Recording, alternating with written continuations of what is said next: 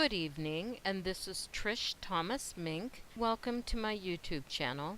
And I have a historical story to tell you tonight that's shorter than my normal vlogs, that I think you'll find interesting. Now, there are many things about this nation I love. I'm a patriot. I love my country. I love that I was born in the 20th century. However, learning a lot about history means that you come across facts of what our nation has done that is embarrassing or even horrifying at times, and this story is one of those things. The prohibition in the United States was a period from 1920 to 1933 where it was against the law to manufacture, store in barrels, store in bottles, transport, or sell liquor to the American people. Legally, our nation was dry. There was, however, a whole illegal industry that provided liquor, from bootlegging to speakeasy pubs. One of the most famous figures to come out of that was Al Capone. After World War I, the country was spurred on by a temperance movement and ratified the 19th Amendment. The amendment banned the production and sale of booze. Again, the ban was to law-abiding citizens, many of them war veterans. To make sure this was enforced, the Volstead Act was enacted. The Volstead Act had a provision that made it legal to poison liquor.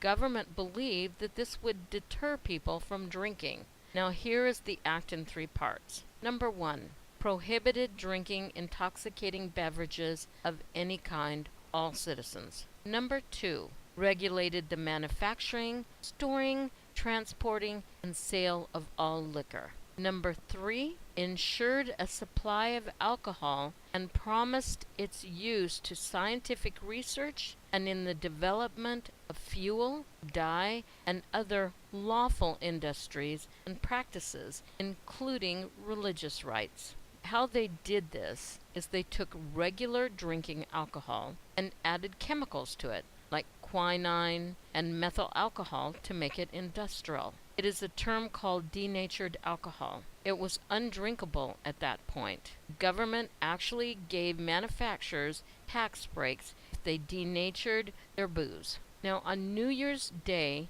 in 1927, New York City hospitals began to fill with people that were dying from drinking the poisoned booze. So the government had poisoned the people, in effect, to keep them safe, of course, from the abuses of alcohol. 41 people died in New York City from the poisoned booze. In the 1920s, a total of 10,000 to 50,000 people died as a result of drinking this poisoned substance and the government's policies that created this. Now, the government made no attempt to pretend that increasing the denaturing formula would not lead to deaths. They did not deny it. They didn't hide it. Seymour M. Loman, Assistant Secretary to the Treasury in charge of prohibition, even told citizens that the fringes of society that were drinking were dying off fast from the poisoned hooch, and that if the result was a sober America, then a good job had been done. Thank you for listening, and this is Trish Thomas-Mink signing off.